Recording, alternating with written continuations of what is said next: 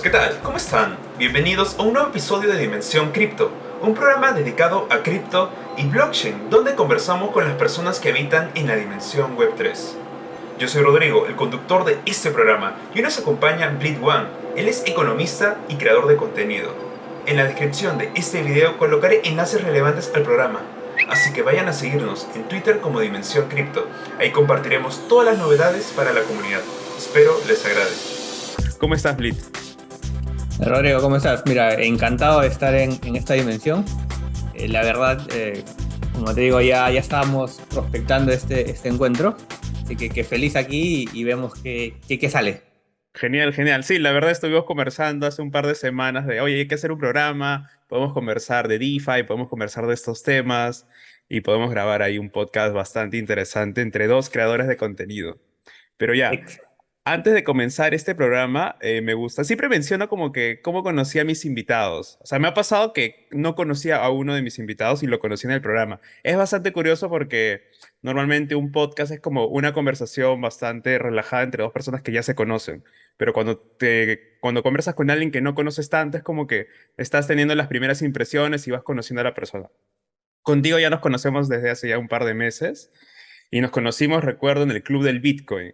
Yo había encontrado un par de tus contenidos y estábamos conversando acerca de uno de tus contenidos. Y ya, pues a partir de ahí ya nos juntamos más con la comunidad y ya tenemos como que hay se podría decir, un grupito de personas, creadores, builders, de todas las carreras, o sea, viviendo el ecosistema cripto Web3 y viendo todo lo que se puede hacer, ¿no? O sea, eso es bastante, bastante interesante.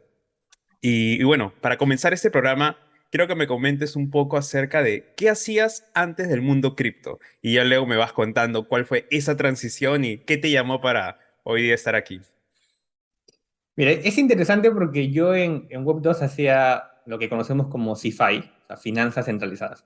Trabajaba para bancos, para aseguradoras, y dado que había estudiado economía, mi trabajo, digamos, que estaba en o crear productos financieros o el ponerle precio a esos productos financieros. Y en ese camino, pues tenía colegas que también habían estudiado economía, que fueron fuera del Perú. Y en una de esas, yo trabajaba, digamos, que en el centro de San Isidro, donde están la mayoría de bancos. Y en una de esas salgo a almorzar y me encuentro con una colega que no había visto hace 5 o 6 años. Y estaba en otro país y le digo, ¿y qué haces acá? Y me dice, no, estoy trabajando para un banco y le estamos haciendo el acompañamiento para que entre a una blockchain. Bueno, por temas que ya me entenderás, no puedo mencionar ni el banco ni la blockchain, pero eso habrá sido pues 2018, 2019. Y cuando le mencioné el nombre de la blockchain, dije, oye, pero qué interesante, o sea, si ya los bancos están entrando, significa que esto va a ser lo que se viene. Y en esa conversación fue que me generó la curiosidad de algo grande está pasando en blockchain. Y ahí pasó unos 3 4 meses, justo yo cambié de trabajo, fui a una aseguradora y llevé una especialización de blockchain porque quería ver cómo el sector asegurador, sobre todo el tema de salud, podía incorporar blockchain para resolverle problemas a la gente del día a día, sobre todo en temas de salud, historial clínico, personas que no pueden pagarse un seguro de salud. Bueno, a las finales llevé el programa. De hecho, para graduarse del programa tenías que crear una especie de producto con blockchain, así que salí bastante entusiasmado del tema. A las finales, por temas operativos, la compañía me dijo, ¿sabes qué? Por ahora no nos resulta. Y dije, bueno, ya estudié esto, ya estoy con esta información, no me voy a quedar ahí esperando hasta que la compañía me diga, oye, ya nos animamos. Y bueno, digamos que empecé al revés, me empecé por la parte técnica y después me fui a la parte de criptomonedas. Dije, ahora que ya sé blockchain, voy a leer un poquito más de criptomonedas, cuáles están en el ambiente. De hecho, ya había escuchado de criptomonedas, sobre todo de Cardano, en esa época que estaba a menos de 3 centavos, pero no me había animado a comprar o a interactuar. Lo tenía netamente teórico. Entonces, cuando pasa eso, justo viene la pandemia, ha ido ahí un cambio completo y ya me dedico, digamos que no al 100%, al 80-90% a criptomonedas, a Web3 y a DeFi.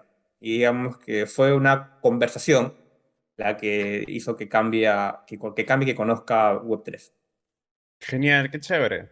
Entonces, a partir de como que algo que te llamó la atención y esa oportunidad que tomaste para aprender un poco de Web3 y blockchain, conociste a Web3 desde la tecnología. Eso es un Exacto. privilegio porque la mayoría de personas conoce cripto y Web3 por otro mundo. Pero es bastante interesante porque como que te cambia la perspectiva. Y más que tú eres economista y tienes esa perspectiva de cómo funcionan las finanzas tradicionales, puedes captar y entender cómo es que está funcionando lo que es blockchain y las DeFi. Qué genial. Yo sé que a partir de este camino que te interesó blockchain, ¿cuándo tú decidiste como que hacer algo aquí? Ya sea crear contenido o ya sea ver el tema de la educación. Lo que sucede es que yo ya partía de un problema, digamos, que en las finanzas tradicionales. Tú ves, de hecho, yo me peleo con colegas porque no entienden lo que hago y les quiero explicar lo que hago en términos que ellos entienden y aún así son un poco cerrados. Pero lo curioso es que pasa lo mismo en finanzas tradicionales. Tú ves a personas que trabajan en bancos, que trabajan en finanzas, pero que no saben explicar lo que hacen a personas del día a día. Tú prendes la televisión, ves a un economista hablando en términos técnicos y solo te queda creerle porque no sabe lo que está diciendo. Entonces, y esa separación, esa simetría entre quien toma las decisiones y quien sufre las consecuencias, ya es fuerte en Web 2 y no me gustaría que pase en Web 3. Entonces, a raíz de eso es que nace Bleed, que es crear contenido para reducir esa simetría de información. Digamos que Bleed es Web 2.5, es decir, comento un poco problemas de finanzas tradicionales a las personas que me ven en TikTok, en redes sociales, y también comento un poco de cómo blockchain o determinadas criptomonedas resuelven esos problemas. Entonces, es como que si te explico qué problema hay y luego te explico cómo lo resuelvo, es más fácil a que lo entiendas que si te digo que uso función hash, que uso blockchain, que uso prueba de trabajo, que uso prueba de staking. Entonces, a la persona del día a día lo que le interesa es que le resuelvas un problema. Por ejemplo, nosotros estamos ahorita usando un medio de Internet, pero ni siquiera tenemos idea cómo funciona Internet en términos técnicos atrás. Pero nos está resolviendo un problema, que es comunicarnos a distancia. Y, y que esto termine en un podcast. Pero no tenemos ni idea de cómo funciona la parte técnica detrás, pero lo estamos usando. Y creo que lo mismo va a pasar con Web3, con DeFi. Y parte de esa adopción entramos nosotros, ¿no? Como builders o como creador de contenido, que es cómo le ayudamos a la persona del día a día que entienda esto, o quizás ya está trabajando en algo en Web2, en su trabajo del día a día, pero si le comentas algo chiquito, tal vez, oye, pero con esto puedo resolver tal problema. Y en 3 meses, 4 meses lo tienes creando una solución y en un mes más lo tienes aquí hablando en el podcast, ¿no? Porque ya creó una solución interesante. Y creo que parte de ese problema es que nace Bleed y creo que a la misma conclusión llegamos todos, ¿no? Es lo que queremos. Claro, eso justo lo que mencionaste me hizo recordar la vez que una vez te comenté de que tu contenido no era netamente acerca de Web3, sino a veces comentabas de problemas, por ejemplo, como el tema del transporte o del metropolitano y estuvimos conversando y me comentaste que no solo querías hablar solo de Web3, sino querías presentar estas dos perspectivas del problema y que la gente entienda que este es un problema y explicarle de que hay una solución con blockchain. O sea, podemos tratar de resolver el problema con esto y buscar soluciones. Eso me parece bastante genial, justo se me vino a la mente. Y hablaste del tema de la adopción, ¿no? De que nosotros no sabemos cómo funciona Internet. No, o sea, no es necesario entender que existen cables submarinos donde el Internet está pasando. O sea, no es necesario entender esas cosas para poder usarlas. Y con blockchain y cripto, y también conversé con varias personas del ecosistema que me comentaban lo mismo, ¿no? De que no es necesario saber que tenemos que conectarnos a esta red para poder interactuar, que tenemos que hacer muchas cosas. Y la adopción parte de eso es hacer fácil lo difícil. Y por ejemplo, Instagram, Twitter, de una manera u otra están tratando de dar esas primeras interacciones, ¿no? Por ejemplo, alguien se puede crear una wallet, le puede enviar un NFT, lo conecta a su Instagram y ya puede ver sus NFTs.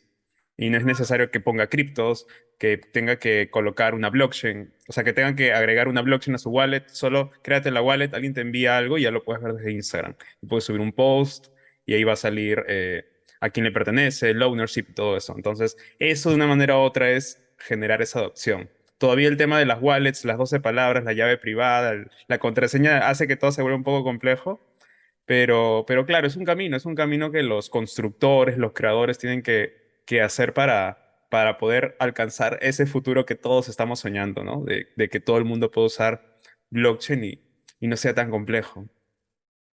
Exacto. Y además hay algo adicional ahí, y que es lo que yo pensaba antes de armar toda la estrategia de Blitz. Es que si yo hablo 100% de blockchain, de Web3 o de criptomonedas, al final toda mi comunidad o mi audiencia, como lo quieras ver, va a terminar siendo personas que ya son afines a blockchain y criptomonedas. y que es interesante, pero que al final de cuentas no termina por ganar la adopción. A mí también me interesa llegar a la persona que está en el bus, en el tráfico, que está en el metropolitano y de casualidad vio mi video y dijo, ah, qué chévere. Y lo entiende con, con una problemática del día a día. Entonces, digamos que ahí termino jalando a alguien sin querer que está random en Web 2 y pum, pasó a Web 3 por un video de menos de un minuto. Entonces, digamos que ahí va un poco mi proyección de cómo puedo ayudar a la adopción, ¿no? Con dejarle ahí el bicho en la cabeza para mí ya es suficiente.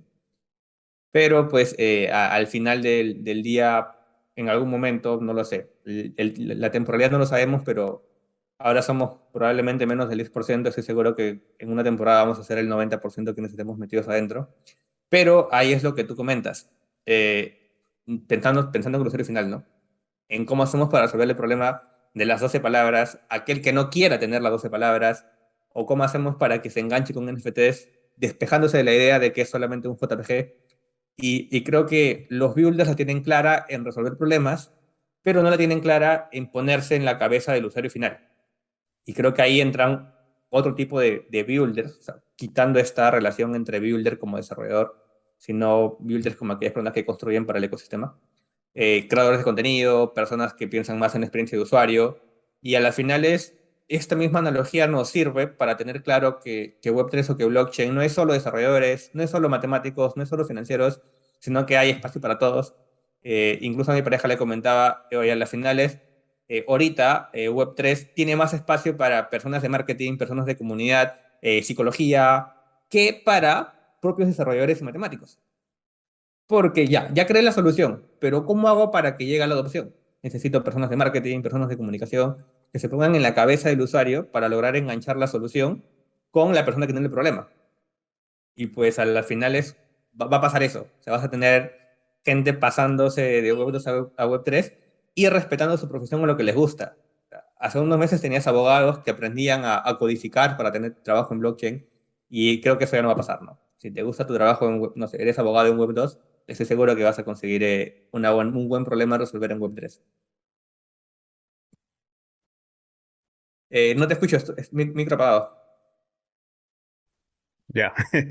Eso es muy interesante porque me hizo recordar, por ejemplo, en los inicios de Internet cuando teníamos como que servicios o páginas web, pero eran poco amigables con el usuario. O sea, netamente yo no las he llegado a ver todas porque el inicio de Internet es a inicios de los 90 y todo eso.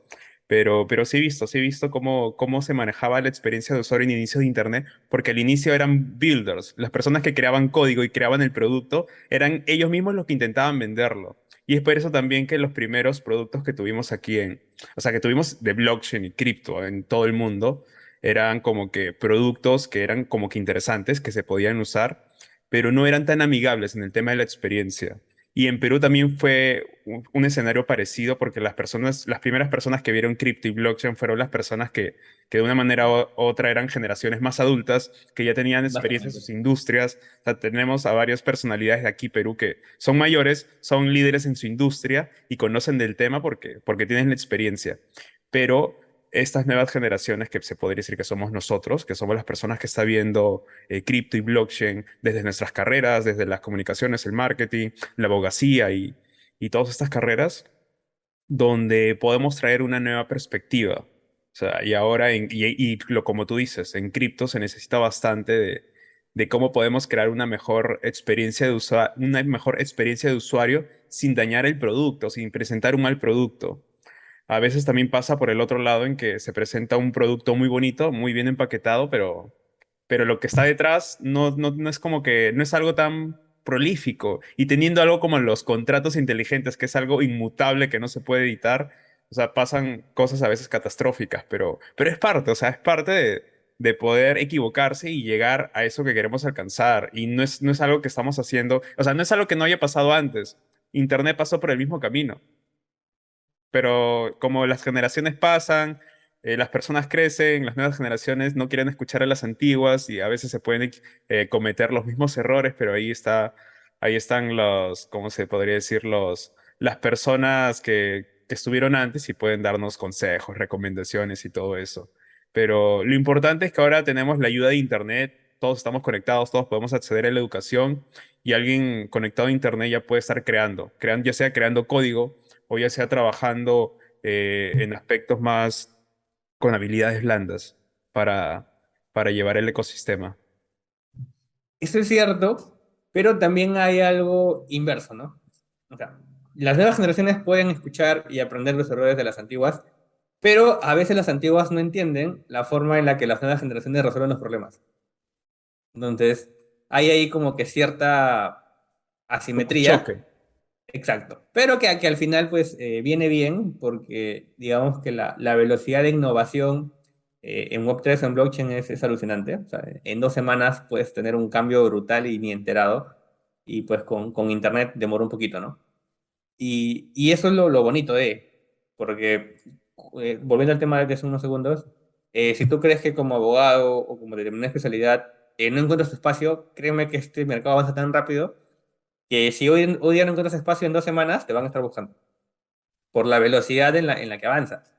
O sea, tú ves que nace un proyecto, si algo no te gusta, creas un fork, creas una copia, mejoras el proyecto y evolucionas a una velocidad increíble.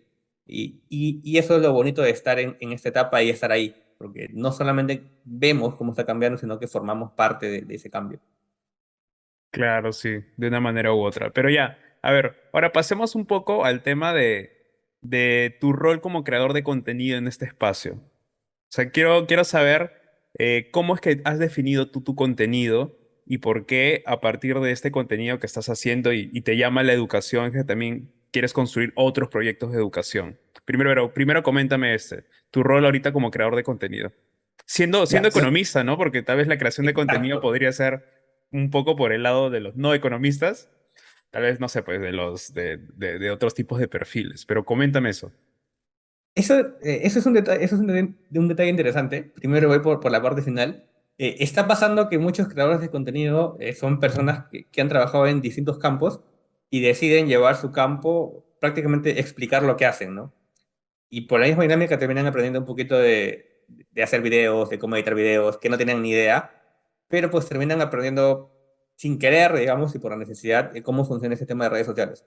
Y en mi caso pasó algo parecido. O sea, yo veía una necesidad en educación financiera, digamos, personas que tienen sus canales de educación financiera, pero que lo enfocan directamente a cómo invertir. Y para mí esa es una definición incompleta, porque digamos que educación financiera no es solamente cómo invertir, o sea, hay más problemas vinculados a finanzas que una persona del día a día debería entender. Cómo funcionan los seguros, cómo funcionan sus pensiones, cómo funcionan los préstamos. Y también hay problemas vinculados a estos tópicos que la persona del día a día no entiende porque nadie tiene el interés de explicárselos. Y es en esos problemas en los que yo también comento cómo Web3 puede solucionar parte de esos problemas. Entonces, la estrategia de contenido era, ok, lo que yo aprendí mientras trabajaba o mientras estudiaba y que todo el mundo hablaba en términos técnicos, esa parte difícil la voy a hacer fácil, la voy a resumir en un video de 1 minuto y se la voy a explicar a personas sin importar su background. O sea, me voy a romper la cabeza para que cualquier persona lo pueda entender. Me invento alguna analogía o algo para que llegue a cualquier persona y le quede un poquito más claro cómo funciona lo que probablemente está usando en el día o quiere usar, pero no le queda claro cómo hacerlo. Y básicamente la idea de Blitz era esa. O sea, educación financiera, como te decía, 2.5 porque hablo de problemas tradicionales, pero también de problemas o de soluciones un poco más Web3, pero la estrategia era esa. Y bueno, en realidad siento que ha funcionado porque si tú tienes los canales abiertos, hay personas que tienen el problema y te escriben. Dicen, mira, me ha pasado esto, ¿cómo puedo ayudar? Y sientes que lo que haces te está trayendo recompensa porque empiezas a impactar en decisiones de personas o de compatriotas. Y eso está funcionando. Y por ahí iba o va la estrategia de Blitz. Qué genial. Eso de los canales abiertos es una maravilla de la Web3 y de que ahorita todos estamos conectados a un DM de poder conversar con quien querramos, ¿no? Y nos acepte, obviamente, el DM. Y eso es lo loco, o sea, es la contribución, comunidad y todo eso, que también, o sea, no está la barrera, ¿no? Le puedes escribir a alguien en inglés si uno domina el inglés y vas a tener ahí la consulta que tengas resuelta y todo eso, y alguna recomendación que estés solicitando. Eso es bastante genial. Entonces, a partir de ahí ya creaste se podría decir, tu marca personal, ese proyecto Bleed One. Ahora tengo esa duda, ¿por qué se llama Bleed One? ¿Cómo Ya. En nació? realidad la I es un uno. Ya, Entonces es lead con la I en uno, entonces de ahí se engancha el one. Y la segunda era que quería armar la página web, pero no encontraba el dominio.com, porque ya estaba tomado. Entonces dije, ya. como Bleed tiene un uno ahí, entonces pues le pongo punto .one, que de paso me salía más barato el dominio, y de ahí se formó el Bleed.one. Pero o sea, fue netamente, digamos, un problema ahí técnico a resolver y salió, ¿no? Qué genial, y ahí quedó. O al menos queda ahí una anécdota curiosa, muy interesante. Exacto. Y lo bueno es que, como te digo, lo que pasa es que Bleed al inicio era biblioteca digital. O sea, cuando no tenía ni, digamos, en la época, que estoy hablando hace 6 7 años. O sea, yo ya manejaba Bleed, pero para colegas y para amigos, o sea, no públicamente. Entonces, cuando doy el upgrade, digamos, a Web3, termina siendo blockchain, investigación y desarrollo. Y digamos que ahí ya me meto un poco más de lleno a, oye, le quiero dar una identidad, digamos, Web3 a Bleed y ya lanzarla públicamente, ¿no? Y ahí es donde doy ese salto y empiezo a crear las redes sociales, digamos que semiformales para Bleed. Y bueno, ahora ya lo tienen en el mercado. Mm, claro, sí, de una manera u otra. Genial, está bastante chévere. Pero ya, entonces a partir de ahí creaste tu proyecto. La educación fue un pilar muy importante a la hora de poder presentar tu contenido, que de una manera u otra también lo llevaste a poder hacer algo más grande, ¿no? Que no solo involucre como que tu marca sola, sino que puedas involucrar en crear tal vez una comunidad que también quiera como que apoyar o contribuir a la educación. Exacto. Lo que pasa es que de Bleed, o sea, como marca personal, nace Dad School, que es, digamos, pequeños tópicos de, por ejemplo, cómo funcionan las finanzas descentralizadas, o pequeños tópicos de cómo funciona un seguro tradicional versus cómo funciona un seguro descentralizado. Y la idea es armar una especie de repositorio en la que si una persona tiene un problema y dice, ok, voy a tal página y yo estoy seguro que ahí voy a encontrar la solución. Y bueno, por ahora digamos que los programas todavía los estoy lanzando yo, grabando yo, pero la idea es que si alguna persona se quiere unir o tiene un contenido de un problema que puede resolver, pues Dada School es digamos que un espacio abierto para que cualquier persona pueda contribuir a la educación. Digamos que de forma semi-descentralizada, porque todavía estamos utilizando plataformas que si nos apagan el servidor pues desaparecemos, ¿no? Claro, sí. Bueno, igual de una manera u otra tiene ese fin de poder llegar en algún momento a ser descentralizado, autorregulado por la comunidad Exacto, y creado de la comunidad para la comunidad. definitivamente. Eso está bastante genial. Qué chévere. Y a partir de ahí también estuviste desarrollando o viendo otros proyectos. Me comentaste un poco acerca de este otro proyecto que tienes con otro integrante de la comunidad, que todavía, me parece que todavía, o sea, tienen el nombre, tienen el concepto, pero todavía están ahí trabajando en la propuesta. Sea, lo que pasa es que por separado hemos estado resolviendo el problema, pero digamos que como personas, por ejemplo, no lo quiero doxear todavía, así que vamos a referirnos a él. Ya se dedica a eso, ya resuelve problemas, ya hace consultorías, pero como él, indirectamente yo hago lo mismo. O sea, por ejemplo, si bien creo contenido, hay compañías que en algún momento trabajé con ellas, que son Web2, y que ya me piden hacerle research o reportes sobre Web3, y les mando un reporte y tal protocolo hace esto, hace el otro, pero lo estamos haciendo como personas separadas.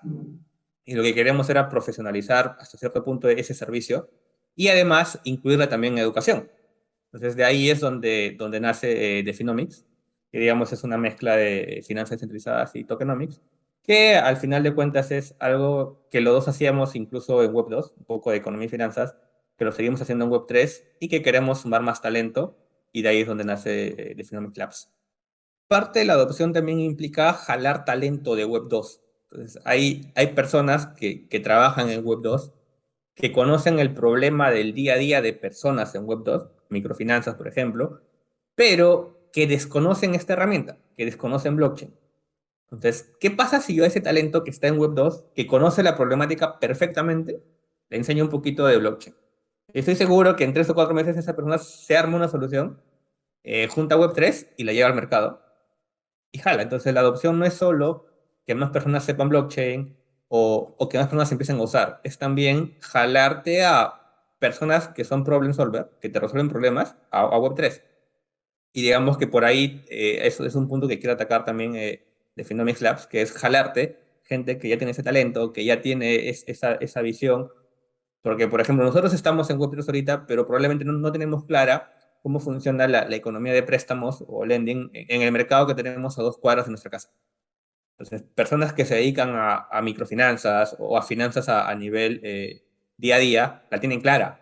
O sea, saben qué necesita esa persona, saben cuál es su flujo de trabajo, saben todo, pero desconocen DeFi o desconocen blockchain. Entonces, oye, a estas personas hay que llevarles lo que nosotros ya sabemos, lo complementamos con lo que ellos saben y que salga lo que tenga que salir. Y eso también es adopción. De hecho, para mí eso es adopción, resolver problemas. Y ahí apunta de Phenomics. Genial. Bueno, ya, vayamos al momento de presentar el concepto de cuál es la diferencia entre finanzas tradicionales y DeFi. A ver, A ver, en realidad es bastante sencillo. Una forma rápida de explicarla es en finanzas tradicionales necesito un intermediario, ya sea un banco o una aseguradora, como entidad constituida para hacer algo. En finanzas descentralizadas yo puedo operar directamente sin ningún intermediario, solamente confío en un código. Entonces, lo que pasa es que eso antes no se podía hacer. Porque, por ejemplo, yo te puedo mandar una imagen por Facebook, por Messenger, por WhatsApp. Evidentemente yo me quedo con la copia. Entonces, estoy compartiendo información. Pero yo no puedo hacer lo mismo con dinero, porque significaría que estamos imprimiendo dinero. No se puede enviar dinero, digamos, por mensaje. Entonces, ¿qué es lo que hago? Utilizo el aplicativo de un banco. Es el banco el que certifica que estoy enviando dinero. Hay un intermediario en la mitad. Pero ahora, con DeFi puedes hacerlo. Yo envío, utilizando blockchain y contratos inteligentes, y ya me saqué el intermediario. Entonces, si ya saqué el intermediario, ya reduzco costos. Una de las posibles soluciones, ¿no? Y la otra es que también soy un poco más independiente o más privacidad de lo que estoy haciendo. Entonces, básicamente, DeFi es, para mí, una forma rápida de resumir, lo mismo que tienes en finanzas, pero sin intermediarios. En claro. una oración, ¿no? Claro, la parte del intermediario, porque de una manera u otra quitamos a este tercer personaje para colocar al código que sirva para generar esa confianza entre dos personas. Exactamente. Entonces ahí al final estamos confiando en el código. Un dato curioso es de que antes de conocer cripto y los servicios financieros DeFi, yo no había interactuado tanto con los servicios financieros tradicionales y conversando en la comunidad de cripto me enteraba que era algo que le había pasado a muchas personas. Más allá también porque a veces entre la comunidad son personas tal vez menores de 30 años y tal vez no todos han interactuado con los servicios financieros tradicionales, pero con cripto sí han hecho LP tokens, han entrado en un pool de liquidez. O sea, y me ha pasado a mí que mis primeros inicios en cripto fue meterme a las DeFi. O sea, al final, después de navegar, poder jugar con todo eso, me enteré que eso era lo que menos recomendaban para los nuevos, porque es lo más complejo. Pero me la pasé yo investigando de cómo tener un token, cómo llevarlo a un DEX, cómo poder hacer un swap con otro token, cómo poder formar un LP token, un liquidity, o sea, para colocarle un liquidity pool, o sea, me parece así. Entonces, aprender todo eso, o sea, desde cero, es bastante loco. Y, o sea, solo aprendí a hacerlo y el objetivo que lograba, más allá de cómo funcionaba, de que está el Claro. impermanent lost, está el tema de muchas cosas más, que son las que aprendí más adelante. Fue bastante curioso, los primeros servicios donde yo interactué fue, obviamente, en la red de Binance, porque tal vez es la más sencilla de usar, los costos de gas fee son bastante bajos, y estuve jugando bastante, por ejemplo, en PancakeSwap aprovechando, viendo los retornos altos, no entendiendo nada de cuál es un retorno normal o no, sino descubriendo esas cosas así bastante locas. Después de eso conocí más DEX, pero principalmente me fui en la red de Binance, porque era como la primera red que encontré que no era tan cara como la de Ethereum, y de una manera u otra también era de las primeras que después de Ethereum estaba sacando sus servicios de DeFi. Allá por el 2020 me parece, que creo que ese fue el año de todos los protocolos DeFi. Mira, lo que comentas es interesante porque hay una cierta creencia en aquellas personas que trabajan, que son product manager de soluciones financieras web 2 y que dicen, es que es imposible que alguien que no ha usado finanzas tradicionales pase a finanzas descentralizadas. Y lo dicen con una afirmación categórica, ¿no? Y creo que lo que comentas es exactamente lo que a ellos se les está pasando por la cabeza, que es, oye, yo no necesito haber pasado por finanzas tradicionales para entender DeFi o para entender las criptomonedas. Es más, ni siquiera necesito tener una cuenta bancaria hasta cierto punto. Hay programas en Perú que llevan Web3 o llevan criptomonedas a personas con necesidad que ni siquiera tienen una cuenta bancaria. Y ahora esas personas saben más de Web3 y de criptos que aquel persona que puede ser gerente o subgerente en un banco. Y es justo por eso, porque al final es, lo que hace es eso, termina como que dando igualdad de acceso a, y es una de las formas más, para mí, más equitativas de, que no tenías hasta ahora. O sea, te está equiparando la balanza para aquel que quiere equipararlo. Y eso ya lo tienes en Web 2 porque ya estaba todo constituido y hasta cierto punto era como que heredabas algo, ¿no? Y aquí no. Quien se lance y tenga la expectativa o el esfuerzo de hacerlo, lo hace y, y lo que venga pues es ganancia. Claro, justo lo que mencionaste tú hace un minuto, ¿no? De que ya, pues, o sea, el ecosistema se está creando o ha sido creado de las líderes de industrias pasadas, pero como tú dices, hay cosas que ellos no entienden y puede ser este Exacto. ejemplo que puede ser un vivo ejemplo de lo que justo mencionamos. Y el tema de la bancarización, que es como, por ejemplo, yo no podría, por ejemplo, no era necesario que yo tenga una cuenta bancaria para poder acceder a estos servicios financieros, ¿no? Puedo comprar mis criptos de forma descentralizada, de forma P2P tal vez, y podría acceder a criptos. Me creo una wallet y comienzo a interactuar con todos estos protocolos. Así que de una manera u otra está esa visión de que las criptos, blockchain permite la bancarización de las personas que no están bancarizadas. Pero de una manera u Exacto. otra también ahí involucra el tema de la educación, de poder saber hacerlo. Y no como mi caso, que a lo loco estuve investigando, no había tanta información en español también, así que estuve como loco replicando todo lo que estaban haciendo en videos, ¿no? De cómo podía armar el token, luego me pasaba horas buscando cómo podía encontrarlo en mi wallet, porque no lo encontraba, tenía que buscar el contrato para poder agregarlo. Era todo un loquerío que en ese momento me generaba mucho estrés, pero era muy emocionante. Era muy emocionante, pero ahora obviamente ya entiendo cómo poder interactuar con estos protocolos, pero llegué a interactuar con bastantes servicios, menos el de préstamos, me parece que ese es de los más complicados, porque ahí ya tienes que aplicar ya tu estrategia de este es tu capital, vas a hacer un préstamo de esta cantidad, entonces te tienen que dar un porcentaje de esto, no te puedes pasar del porcentaje que te prestas porque te pueden liquidar, o sea, ya era conceptos de una manera u otra más complejos y sí involucraba tener más conocimientos, o sea, más conocimientos a nivel financiero. Entonces tenía miedo de darme un préstamo que me liquiden y no saber qué hacer, así que me quedé hasta ese punto. O sea, a partir de ahí, ya después de interactuar con muchos protocolos DeFi, es que me fui al Play to Earn y luego me fui a los NFTs. Pero ese fue mi camino. Me metí a cripto, de loco me metí a DeFi, luego los Play to Earn y luego con los NFTs.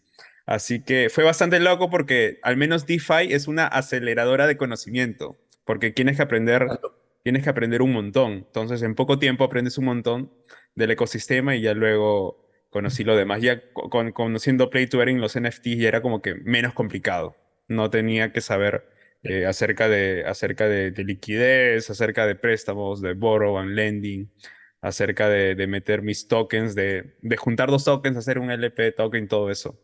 Pero me pareció muy interesante porque fue una época que siento que pasó hace milenios, pero fue 2020. Y me generó a mí, por mi lado, me generó bastantes enseñanzas de cómo funciona. Ya al pasar del tiempo y los meses, me pude educar y entendí cómo es que funcionaban esos servicios, de cómo se parecían a los servicios tradicionales y cómo de una manera u otra se están construyendo para poder, o sea, para poder generar esa solución, que es que más personas que no están bancarizadas puedan acceder a finanzas. No, completamente de acuerdo. Es más, un detalle interesante ahí es que para todo lo que has hecho, no necesitabas decir tu edad, ni quién eras, ni en dónde vivías. Y es algo que en las finanzas tradicionales pasa. O sea, si yo quiero un préstamo o si yo quiero hacer algo, pues lo que valía lo que estoy haciendo es mi DNI, ¿no? Ya, señor, usted tiene esto, usted tiene el otro. O si, por ejemplo, tengo determinada característica, el préstamo me cobran más o me cobran menos. Y es algo que en todo lo que se ha experimentado no ha pasado. Es más, ni siquiera, uno puede decir quién es, ¿no? Pero ni siquiera necesitas decirlo quién es para que te den el mismo trato que otra persona que tiene las mismas condiciones. O sea, si yo tengo, no lo sé, un Ether y quiero hacer alguna operación, el protocolo me va a tratar exactamente igual que si alguien tiene un Ether en su cartera. O sea, por más que seamos de países distintos, de sexos distintos, tengamos o no tengamos casa o lo que tengamos. Porque lo que importa es lo que estás haciendo en ese protocolo. O sea, tu identidad queda fuera del problema. Y esa es una diferencia sustancial con las finanzas tradicionales. O sea, hay personas que, por ejemplo, trabajan en el día a día, pero que no tienen las mismas características que otra persona y reciben un trato distinto en el banco. Y solamente por quiénes son. Pero que tienen la misma capacidad de pago, por ejemplo. Que es lo que ves tú en DeFi con los protocolos de lending, ¿no? Que si tú tienes esto, si tu colateral es el mismo que la otra persona, pues se te va a dar la misma tasa, porque estás pidiendo las mismas condiciones. Y eso, digamos que termina rompiendo un poco el paradigma que tienes en Web 2, ¿no? Y es algo que poco se menciona, pero que también es muy interesante. Y lo otro es que mientras más temprano hayas entrado al sistema, más casos como lo que tú me comentas pasan, ¿no? Que te toca aprender solo, operar, jugar, pero que a la larga también implica un aprendizaje increíble. Y eso es lo bonito de entrar en esta etapa o de haber entrado antes incluso. Así es. Comentaste un tema que me llamó bastante la atención, que era de uno puede acceder a los servicios financieros de forma anónima, o mejor dicho, seudónima, ¿no? Porque igual me identifica mi dirección de mi wallet. Y eso hace que no sea anónimo, sino sea seudónimo. Y me hace recordar a, por ejemplo, estos conceptos de la bancarización y blockchain y cripto, de poder acceder de forma anónima y privada, viene de los cypherpunks, que es de estas personas que de una manera u otra democratizaron el uso de la criptografía. Yo me acuerdo que me la pasé estudiando durante un tiempo, porque justo también el primer programa de este podcast fue fue 2 horas de cypherpunks y Bitcoin, así que me metí Buena. un estudio tremendo acerca de los cypherpunks y me llamó bastante la atención de cómo este grupo de personas, que eran personas que conocían muy bien su industria de la criptografía y las matemáticas, y crearon este concepto de poder generar una anarquía con las criptos. O sea, una anarquía que era el criptoanarquismo. Entonces, traían este concepto de que las personas deberían realizar sus transacciones de forma anónima. Con transacciones no sé, como que no lo definía exactamente como transferir dinero, sino transacción de valor. Entonces, involucraba de que yo debería, por ejemplo, un ejemplo, ¿no? De que yo, si yo me voy a comprar un periódico en un puesto de periódicos, valga la redundancia, al que me vende el periódico no es necesario que deba saber mi nombre, dónde vivo, mi dirección. Lo único importante que debe saber es que yo quiero el periódico y que tengo el dinero para pagarle.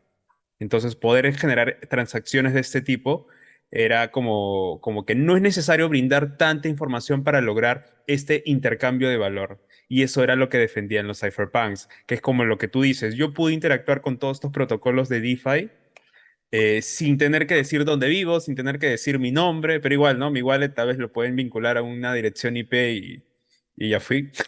Pero de una manera u otra, lo que busca es de que pude acceder a esto y podía ser tal vez, no sé, menor de edad o podría encontrarme en un país que me prohíbe y me niega a poder usar servicios financieros. Entonces, debido a eso, es como que lo único que yo quiero o mi fin es poder interactuar con los servicios financieros sin que me tengan que restringir por temas de mi nacionalidad, mi edad, mi nombre, mi religión o mi pensamiento, sino que yo tengo la libertad de poder acceder a eso. Que como digo, eso no es un concepto que de una manera u otra apareció ahí, ¿no? Sino que tiene ya sus años con la definición de todas estas personas que estuvieron durante varios años definiendo por el mundo cómo debería ser nuestras transacciones a nivel monetario, a nivel de valor. Y eso es bastante genial porque eso también es un ejemplo de cómo se construía en comunidad algo para la comunidad y para el mundo. Porque ellos, los cypherpunks, lo hicieron para el mundo, no lo hicieron para ellos. Ellos estuvieron en contra del gobierno, en contra de los entes centralizados, y al final ellos lo construyeron para nosotros, para todas las personas que escuchan este podcast y para el futuro. Y varios de ellos también o sea, dando su vida, dando su tiempo y algunos terminando ahorita encarcelados también. Entonces, ha sido algo muy necesario para poder llegar hasta este punto. Entonces, nosotros como comunidad también tenemos ese rol de qué podemos hacer para la comunidad y para generar, en este caso, la adopción masiva. ¿Qué se logra con la adopción masiva? El tema de la bancarización de todos los peruanos, el tema del acceso a poder impulsar las industrias creativas también, ¿no? Las economías creativas del país y todo eso, y todo lo que hay detrás de eso. Entonces, es algo muy interesante cuando uno da unos pasos atrás y comienza a estudiar la historia. Eso también pasa con el dinero, que ya ese es otro agujero de conejo cuando te pones a investigar qué es el dinero, qué es el valor, por qué tiene este valor y ya, o sea, es un hoyo infinito.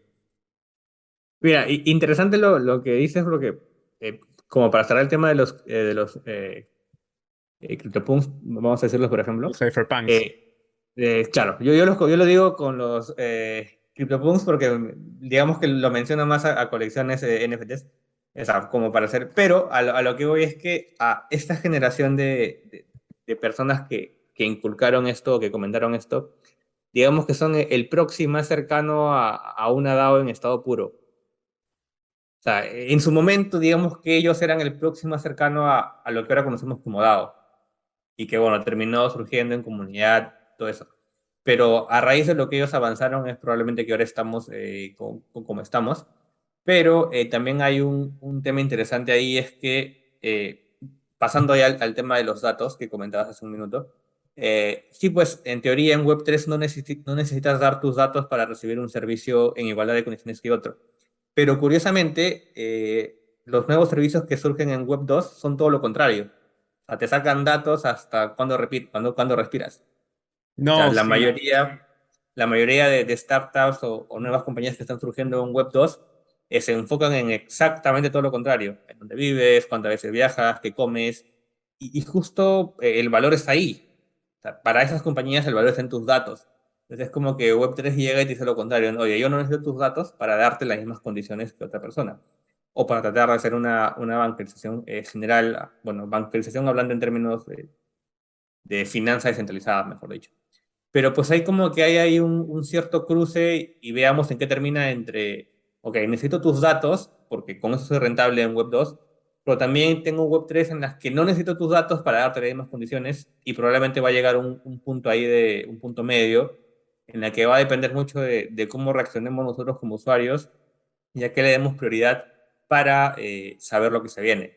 Porque esta parte de adopción y de darte a ti como usuario final todo fácil, también implica que cedas tus datos. Y la pregunta es, ¿hasta qué punto o qué datos tú quieres ceder? Por ejemplo, si mañana viene una solución que dice, ok, no te preocupes, yo te doy tu wallet, te doy una contraseña como si fuera Facebook, claro, pero yo estoy guardando tus 12 palabras o tu palabra clave. Eso ya lo sabes, pero ¿qué otras cosas más puedo hacer? Tal vez tengo tu dirección tu GPS, tal vez tengo que estás comprando, entonces la pregunta es, ¿cuán dispuesto estás a ceder esos datos por tener una mejor experiencia de usuario? Va a haber ahí una especie de trade-off, de intercambio en el que, bueno, veremos qué pasa más adelante para definir cuál es al final el rumbo que va a tomar este ecosistema, ¿no? Claro, es cierto. Igual también hay esa clásica frase donde dice, igual ya estamos doxeados con nuestra cuenta de Facebook, con nuestra cuenta de Instagram. Y hasta una vez escuché que Facebook y Meta tiene la posibilidad de encontrar a personas que no están registradas en Facebook o que no tienen ninguna red social, sino que los capta en relación a las fotos que se toman sus amigos con ellos. O, por ejemplo, también vinculando el GPS y descubriendo que tú pasas mucho tiempo con este dispositivo, ¿no? Vinculan a las personas con un dispositivo móvil y tienen una lista de, por ejemplo, que este usuario interactúa con el otro usuario, que en temas de cercanía están muy juntos, entonces el mismo algoritmo asimila de debe ser un familiar, debe ser una pareja, ¿por qué hay tanta interacción tan cercana? Y también el tema de que en Web2 ya nos piden nuestros datos para poder o sea, nos piden nuestros datos, lo usan, nosotros recién nos damos cuenta o tal vez la mayoría no se da cuenta. Por eso está esa frase de que si el servicio que tú usas es gratuito, probablemente el producto eres tú, ¿no? Y me lleva a pensar que tal vez podría haber como que ese lado intermedio en donde podría haber nuevos servicios que nos pidan datos, o sea, lo hay, servicios de Web3, podría haber nuevos servicios de Web3 que nos piden nuestros datos, pero nos avisan. nos dicen Exacto. y también nos recompensan por los datos. O sea, ahora tenemos a los tokens para poder entregarle valor a las personas de forma descentralizada y podríamos acceder y nos podrían decir, tú nos estás dando los datos de tu navegación, de tus intereses. Y gracias a esto, porque nosotros lo vamos a usar tal vez para publicidad, para nuestra investigación, te vamos a recompensar con tokens. Y esos tokens, la liquidez puede venir de no sé, pues de las marcas auspiciadoras, de todos estos, de cómo lo maneje la negociación, pero de una manera u otra se recompensa a la comunidad, algo que no se hacía antes, porque también hay menos gastos porque se elimina intermediarios, como es algo que ya habíamos mencionado. Ese punto es justo interesante porque esa vendría a ser, digamos, que el camino que soluciona a, necesito tus datos, son tuyos, pero tú voluntariamente me los cedes a cambio de, no sé, una recompensa en token, sin necesidad de yo saber quién eres. O sea, yo como Blit, digamos, puedo darte todos mis datos, edad, dónde vivo, qué consumo, qué enfermedades tengo. No sabes quién soy yo, pero tienes mis demás características y si juntas lo mismo de demás personas puedes llegar a una solución. De hecho, ese fue digamos, el proyecto que en algún momento, para salir de la especialización, comenté, que era, ¿qué pasa si una persona ya es dueña de sus datos médicos, por ejemplo, pero hay una compañía o una empresa que quiere, digamos, generar una solución vinculada a ese diagnóstico? ¿Cómo hago yo para dar mis datos sin saber, sin exponerme yo como persona? Entonces es como que primero, digamos que hasta cierto punto, tengo esos datos vinculados a la persona, los cedo, no cedo mi identidad, solo mis datos. 1000 personas más hacen lo mismo, esos datos les llega a la compañía saca una solución analizando esos datos y a cambio nos da una recompensa en tokens que probablemente nos sirva para acceder a la misma solución que ellos están creando, ¿no? Pero nunca dije quién soy, solamente di datos que a la compañía les es relevante y son míos, ¿no? Es como que se los presté a cambio de algo. No como ahora que te los succionan sin que tú sepas qué está Sí, pasando. Sí. y recién todos nos damos cuenta. No, sí, Exactamente. de una manera u otra es. O sea, qué tan importante es poder educarse y aprender y conocer todas estas cosas. Yo creo que cada uno pasa por su propio proceso conociendo acerca de cómo funcionan estas plataformas que ahorita dominan el mundo, que son las redes sociales, o sea, estas empresas, y cómo trabajan y cómo Web3 te brinda esa perspectiva de lo que está sucediendo, de eso malo que sucede. O sea, Web3 y las DeFi creo que puso en perspectiva a varias personas cómo es que funcionan las finanzas tradicionales. O sea, eso te lo digo desde mi perspectiva, porque no he usado finanzas tradicionales, los servicios financieros, y conociendo Web3 he descubierto, o sea, escuchando también a las personas que construyen ahí, escucho y entiendo lo malo que hace lo tradicional. O sea, el tema de los datos, el tema de cómo a través de sus intermediarios es que hay mucho como que consumo de liquidez y de una manera u otra te brinda esa perspectiva que es muy interesante, que poco a poco vas cambiando esa perspectiva y pudiendo ampliarla y conociendo más del espectro. Y hay algo adicional de ahí, y es que, o sea, si yo no uso finanzas tradicionales, pero hay un problema con las personas que toman decisiones en finanzas tradicionales, yo igual sufro las consecuencias. O sea, yo no uso, imaginemos que yo no uso finanzas tradicionales, pero si el banco, los bancos centrales o las personas que toman decisiones centralizadas en finanzas tradicionales hacen algo malo, yo igual sufro las consecuencias.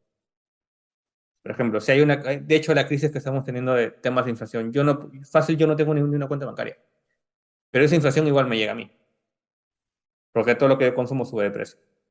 ¿Pero por quién? Porque las personas de finanzas tradicionales tomaron malas decisiones. Y es algo que en principio, digamos que en DeFi no debería pasar. No pasa. Porque si yo no hago tal transacción y pasa algo contra el protocolo, yo no sufro, porque yo no estoy expuesto a ese protocolo. Ya, en finanzas tradicionales, estés expuesto o no estés expuesto a determinado banco, si el Banco Central toma una mala decisión o imprime más dinero, igual caíste y sufres las consecuencias. Entonces, al final del día es tener responsabilidad de lo que hago y sufrir las consecuencias de lo que hago. Yo puedo ser responsable con lo que hago, pero si sufro las consecuencias de lo que tú haces, algo está mal. Y es lo que pasa en finanzas tradicionales. Mm, es cierto. El mercado, los soles, o sea, esa perspectiva de forma indirecta de cómo nos afecta la inflación, así tú no uses soles, es que las cosas van a subir de precio. Entonces, tu coste de comprar, de comprar tus, no sé, pues tus productos diarios, tus bienes, sube y de una manera u otra tienes un impacto ahí. Pero ya, para llegar al último tema de este podcast, me gustaría conversar un poco acerca de lo que, de estas noticias que tienes para la comunidad en el tema de poder generar más espacios. 2022 ha sido tal vez el mejor año para la comunidad Cripto Perú. Se ha generado muchos espacios para poder interactuar de forma presencial. Tenemos a diferentes establecimientos, bares de Lima.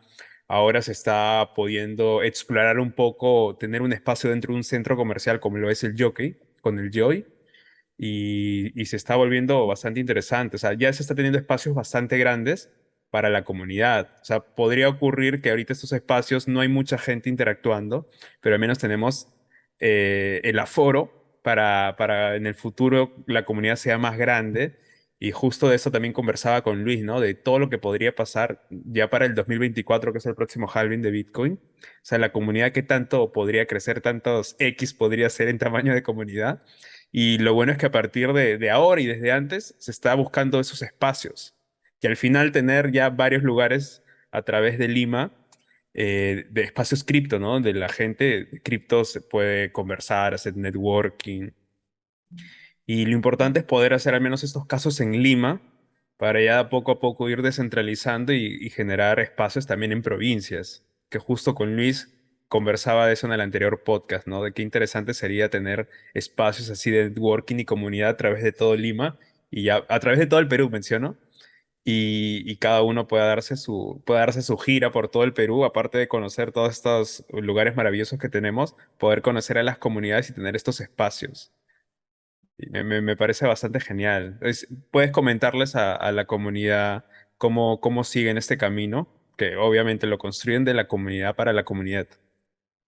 Sí, primero me enfoco en la parte final de lo que comentas, y es que creo que, bueno, no sé si soy el único que está pensando en eso. De hecho, hay un proyecto que también lo está pensando, es armar la ruta cripto. O sea, ya tener en Perú qué points se aceptan cripto, porque también es un poco más tranquilo de, oye, no sé, yo voy a tal región al norte del Perú, ya sé que tal lugar acepta cripto, o ya sé qué comunidad hay ahí, o ya estoy interrelacionado con ellos.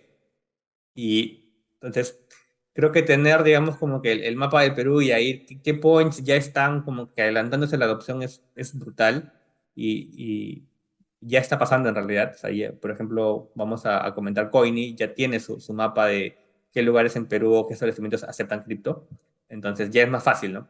Y lo otro es, sí, creo que, de hecho, la comunidad ahora ya está creciendo, pero pues va a crecer mucho más y points como el mismo Joy, bares que acepten esto, que nos permitan compartir información, crear contenido ahí, crear educación ahí es vital y justo creo que es a donde va tu pregunta. Recién estamos cerrando con Tai83, que era el ex Loki en Miraflores, para que también ese espacio sea de crear contenido, de crear comunidad y lo más importante de que personas que no están en la comunidad, que están en Web2, se unan a la comunidad. Porque pues a las finales si la comunidad se queda y somos los mismos siempre, algo mal estamos haciendo, ¿no? Entonces, si ahí, por ejemplo, alguien pasa de casualidad por ahí o nos escucha, hoy quiero unirme, vengan, y aquí creamos comunidad y crecemos.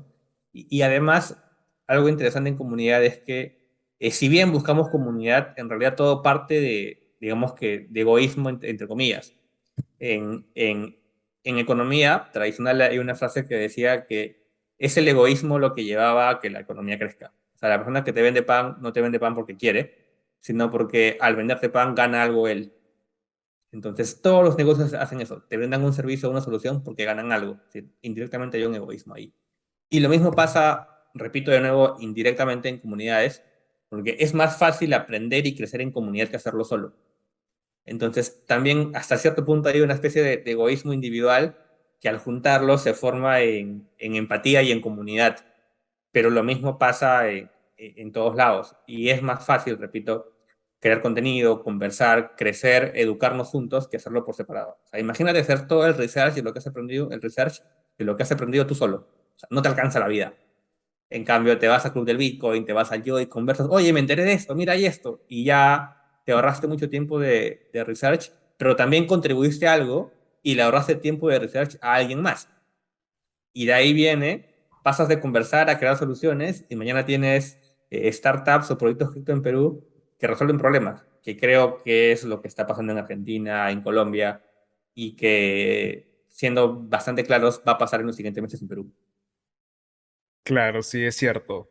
De una manera u otra, es imposible poder hacerlo solo. O sea, hay una frase famosa que dice que nada grande que se haya construido en el mundo se ha hecho solo.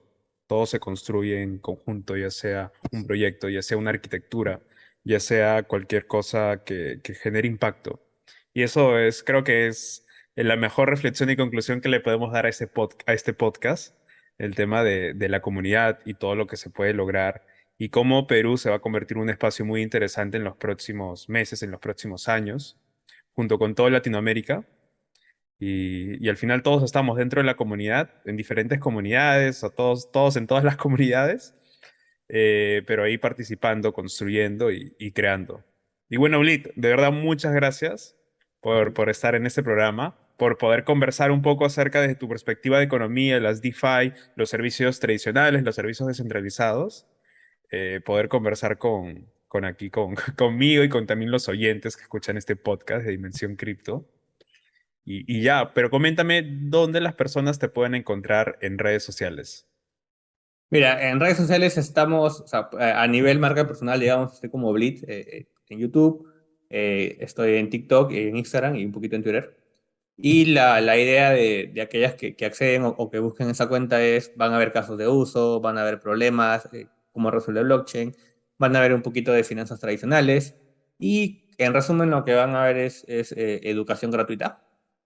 Y luego tienen el proyecto que también estoy participando como Blitz, digamos que en bambalinas atrás, que es Arhol, que lo que buscamos es compañías en Web 2 que tienen audiencia, pero que no tienen comunidad, pero que sí resuelven problemas, les hacemos el acompañamiento a Web3. O sea, todo lo que es, por ejemplo, cómo les puede servir el uso de NFTs más allá de ser imágenes, cómo Web3 les puede ayudar a resolver un problema de sus usuarios o de ellos mismos como organización, o probablemente cómo ellos como compañía pueden interactuar con una DAO. O sea, todo ese acompañamiento, identidad de marca, lo estamos dando mediante Arhol. ¿Por qué? Porque en algún momento esas empresas van a entrar a Web3. O sea, no es que las compañías que están en Web 2 van a desaparecer. Van a entrar a Web3, sobre todo si de verdad le resuelven un problema al usuario de a pie. Pero ¿qué pasa? Cuando esas compañías ven a, por ejemplo, Mercado Libre creando su token, metiéndose a cripto, dicen, oye, qué difícil es eso. ¿Por qué creen que es difícil? Porque no están en el ambiente en el que nosotros ya estamos conversando, no están en la comunidad. Las personas que ya están en la comunidad saben que crear un token no es difícil, pero aquella persona que está en Web 2 lo ve como algo muy lejano. Entonces, la idea es comentarles qué es, hacerles el acompañamiento y por último, si se van a equivocar, es mejor que se equivoquen ahora a que lo hagan en 5 o 6 años cuando ya no hay nada que ganar, ¿no? Y terminen entrando como espectadores. En la final es el uso va a ir por ahí. O sea, imagínate compañías locales creando algo, desde algo básico, programas de lealtad con NFTs.